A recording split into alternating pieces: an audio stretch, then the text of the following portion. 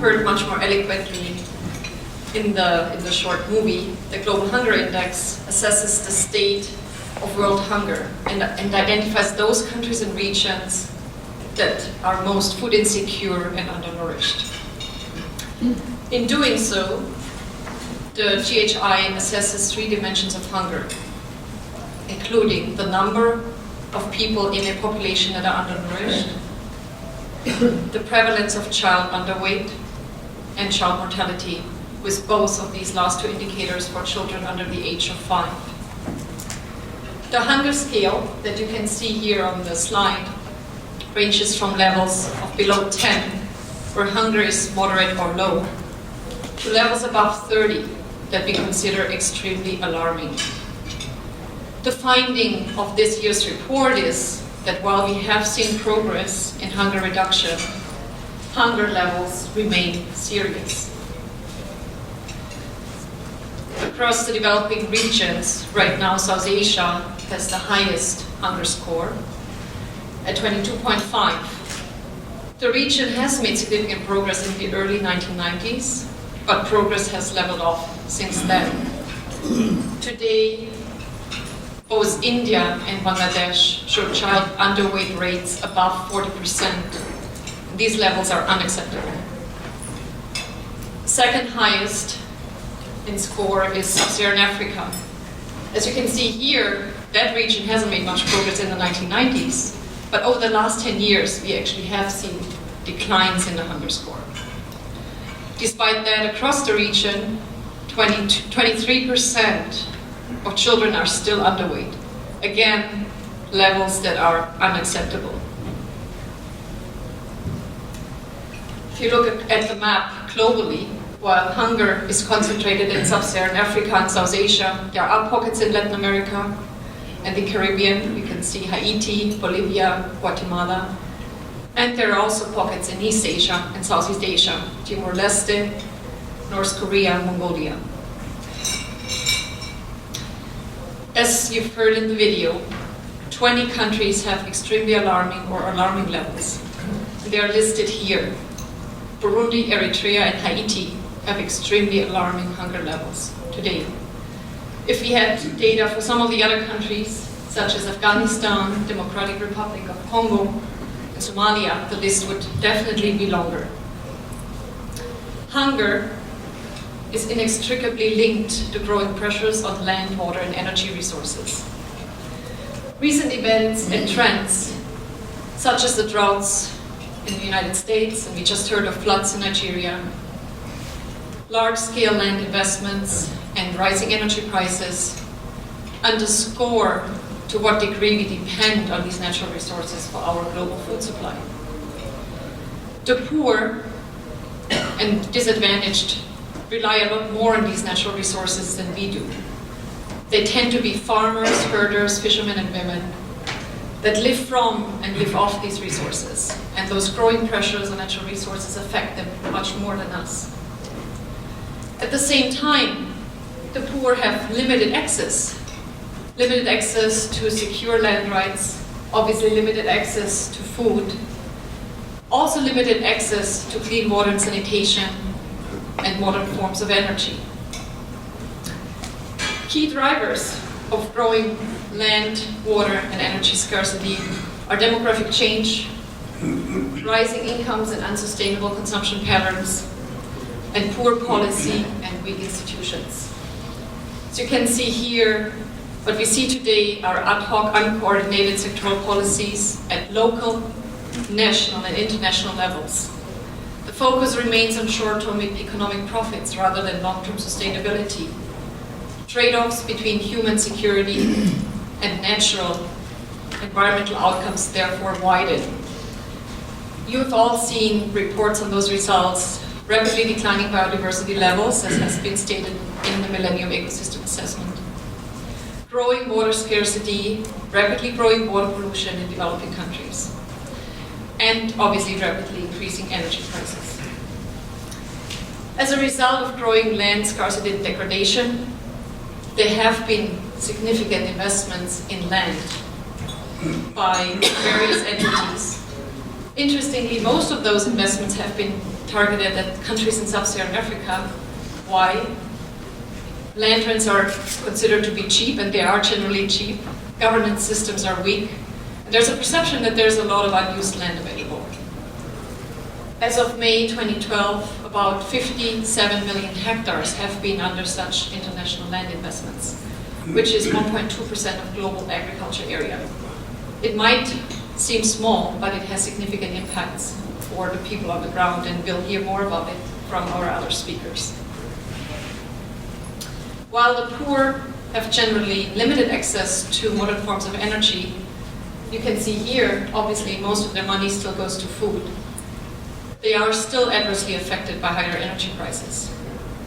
Even if they cannot borrow a pump from a neighboring farmer and pumping costs have increased, if they can't afford transportation to the neighboring town, transportation costs have increased, and if they can't afford bags of fertilizer because fertilizer costs have increased, they still face pressures to even collect fuel because we have increased by our energy production for direct energy production, not for the fuel wood that they need for cooking right now. And we know that this practice is unsustainable in any case. Can we change the situation? Is there a possibility for a sustainable world scenario? The answer is yes. We should focus on coordinating local, national, and international policies across water, land, and energy. We need to focus much more on sustainable long-term goals, assessing water, energy, and land outcomes of food security strategies, and vice versa. What are the outcomes of land, water, and energy strategies on food and nutrition security? We have to look at these areas holistically. To move to such a sustainable scenario, we need improvements and advances in 3 areas. Secure land and water rights are the foundation for responsible natural resource management. Rights convey the opportunity to invest in land and water, but also the responsibility to use these resources sustainably. Fuel and other energy subsidies, as well as a lack of economic incentives for using water sustainably, has contributed to judicious use of water and energy resources, has increased hunger and food insecurity, and led to increased environmental degradation. As natural resources become scarcer, those subsidies that are going on in countries across the world also place greater burden on scarce government resources. The third area, trade and macroeconomic policies. It's very important that we ensure trading systems that remain open and supportive of net food importers in times of crisis. And these times of crisis will come back. Food price volatility has increased, and food prices are set to grow. Such an enabling framework should also focus on linking smallholder farmers to markets. Despite the recognition that investments in agricultural research and development are essential for food security, there has been little progress, and most developing countries continue to spend very little on agricultural research, development, and extension. For example, most of the countries in Africa that have signed up to the Maputo Declaration of 2003, pledging to spend 10% of their budgets on agriculture, most of these countries have actually not fulfilled their commitments. But it's not only the quantity of resources, it's also the quality that matters. Many technologies exist that save water, energy, and land resources. They include integrated soil fertility management, alternative wetting and drying of rice land, and direct seeding of rice, on-time water delivery, micro-irrigation. As we know, this year's World Food Prize winner has worked on micro-irrigation. He has made a real contribution there. But we don't see it sufficiently on the ground. Increased fertilizer use efficiency is another area where a lot can be gained. However, to ensure that food nutrition security reach the poor, we have to go beyond agricultural production. It's important to look at processing, transportation, and the retail sector as well. These areas, water and energy efficiency, can be improved significantly. At the same time, transportation, transaction, and trade costs of final products need to be factored in all these new land developments. Finally, more research is needed on assessing the economics of loss recovery post-harvest. Identifying losses is not a panacea.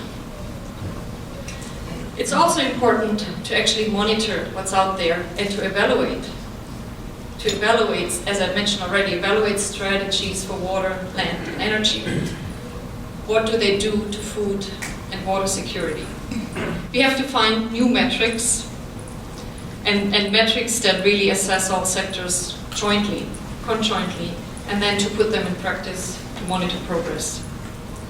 Finally, it's important to address the outcomes, the adverse outcomes of growing land and water and energy scarcity, but we also have to do more on the drivers. I'm not going to spend much time on that because previous Hunger Index releases have focused on the important role of women's access to education and reproductive health services. We know that agricultural productivity remains essential to income security in low-income developing countries.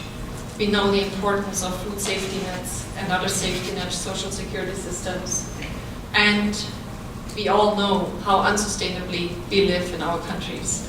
Per capita land, water, and energy use in the United States, OECD countries, it's really unsustainable. And we have to start at home before we give policy advice to developing countries. Finally, as you know, climate change is with us, and it's not going to go away.